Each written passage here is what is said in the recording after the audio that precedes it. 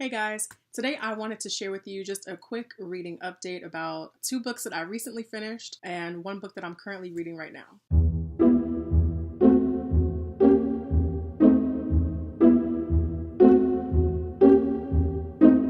Welcome back to That Cozy Book Nook. Hi, if you're new, my name is Tori. And so I know you just saw two books in the thumbnail. One of them is the one I'm currently reading, one I recently finished, but I also finished another one, but it was on audiobook. Yeah, so far I've read two books in 2018, and the first one unfortunately was not that great. Oh my gosh, I wasn't crazy about it. And that was The Butterfly Garden by Dot Hutchison.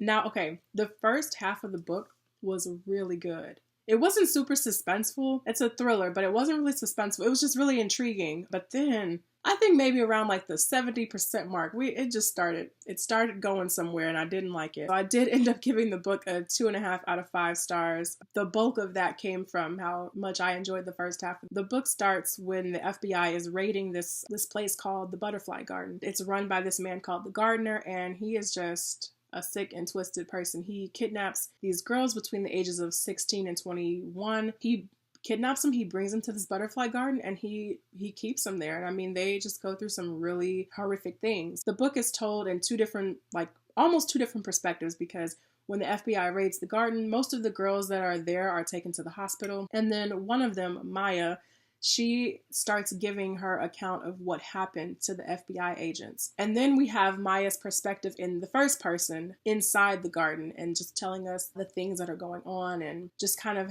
her experience living in the garden. And I mean, it's really messed up.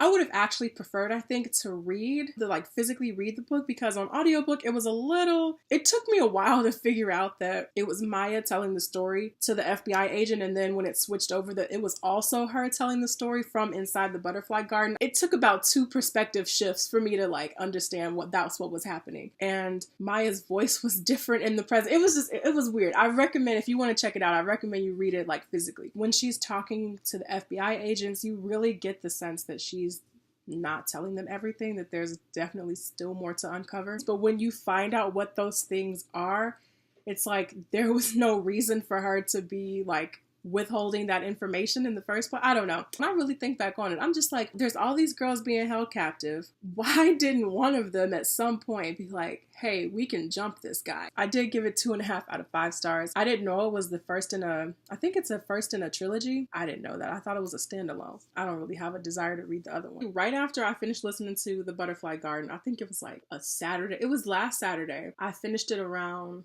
maybe 7:30, listening to it around 7:30 last Saturday. I was like, I can't finish my night off like this at 7:30, right? How old am I? I started reading a sample. I already physically owned The Good Daughter by Karen Slaughter, but I didn't have it I was in my bed. I didn't feel like getting up and going to get it. So I had my Kindle next to me and I downloaded a sample of The Good Daughter on my Kindle. Man, read that sample. Oh my God. I was like, well, I'm not going to sleep now. When I tell you I binge read this book last Saturday, I'm not even joking. This book is over 500 pages long. I started it around maybe 8 o'clock last Saturday. I was done by the time the Golden Globes came on. I mean, I was binging this book. I had such a book hangover at work on Monday. It was really problematic. This book was fantastic. I'm going to say though, this book is not going to be for everybody. I've never heard of Karen Slaughter before. She's written a ton of books, almost 20 books. I've never heard of her until this. I don't think it's going to be for everybody. This book is extremely dark. It's some really hard topics in here. It gets a little gruesome at some points and just kind of hard to read. The story itself is just so good. I love this book. It starts in the 1980s and it's following these two sisters, Samantha and Charlotte, or Sam and Charlie. Let me look at this real quick, make sure I'm not spoiling anything. Okay, yeah, no, I'm not. I mean, in the very first few pages, they witness their mother brutally murdered, and then the two of them are led into the forest at gunpoint. One of them escapes, Charlotte escapes, and that's basically all we know. And then it flashes forward about 28 years. Charlotte's an adult. Obviously, Charlotte's an adult. She's a lawyer, and she's still living in the same small Georgia town that she grew up in. And Charlotte witnesses this horrific event take place. And it kind of brings her back to her childhood when she, witnessed her mother's death and the traumatic experience of all of that, basically. And we have a main character who's just dealing with a lot, and not on top of PTSD and her career, relationships. I mean, it's just, it is so good, I'm telling you. I haven't binge read a book since the Chaos Walking trilogy by Patrick Ness. Those 3 books together, I think I lost like maybe a week of sleep. This put the year off to a really good start. So I highly enjoyed this. I definitely recommend it, but with caution, because like I said, there are some really heavy topics in here.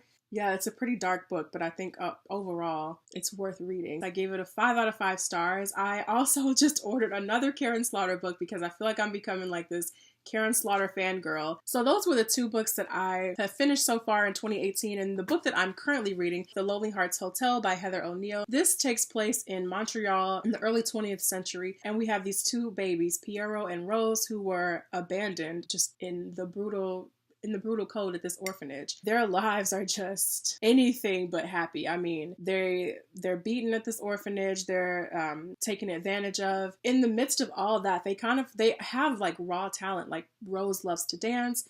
Pierrot loves to play the piano. He's a piano prodigy. Kind of in the midst of all of this crappy place that they're staying in and just kind of the bad hand that they've been dealt, they come together in a really interesting and beautiful way. So I'm loving this so far. I really am. I don't know why I'm reading all these dark books, but this is definitely another dark one. But I love the way that Heather O'Neill approaches the dark topics. She doesn't spend too long on it. It's very casual. It's like, and then this happened, and then this happened. So that's what I've been reading so far. Let me know down in the comments, guys, what you all have been reading and loving.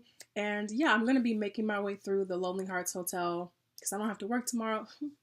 Thank you guys so much for watching this video. I really appreciate it. And I will see you in the next one. Take care.